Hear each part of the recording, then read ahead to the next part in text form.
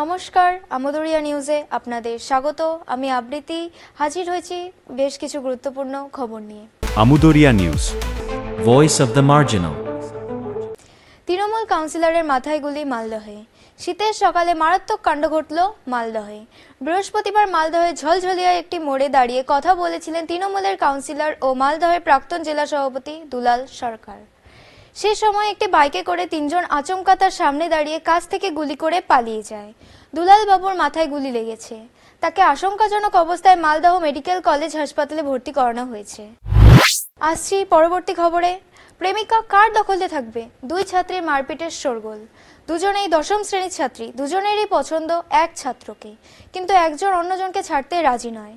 তা নিয়ে কথা কাটাকাটি, তর্কাতর্কি করতে করতেই হাতাহাতি, একে অন্যের চুলের মুঠি ধরে মারধর শুরু করে দেয়। এটি ঘটেছে উত্তরপ্রদেশের বাগগত এলাকার একটি স্কুলের সামনে। গত মঙ্গলবার জামিননগর সরাই শহরে এক স্কুলের বাইরে এই ছবি ভাইরাল হয়েছে।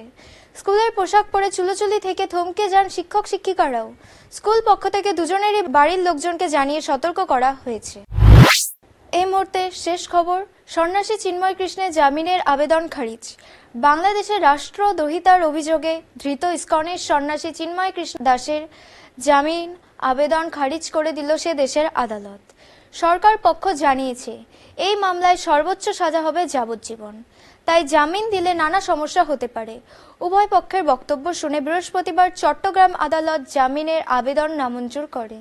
চিন্ময় কৃষ্ণের আইনজীবী জানান তারা উচ্চ আদালতে যাবেন। এই মুহূর্তে এখানেই শেষ করছি। পরবর্তীতে আবার আসবো নতুন কোনো খবর নিয়ে। ধন্যবাদ। Amodaria news, voice of the marginal.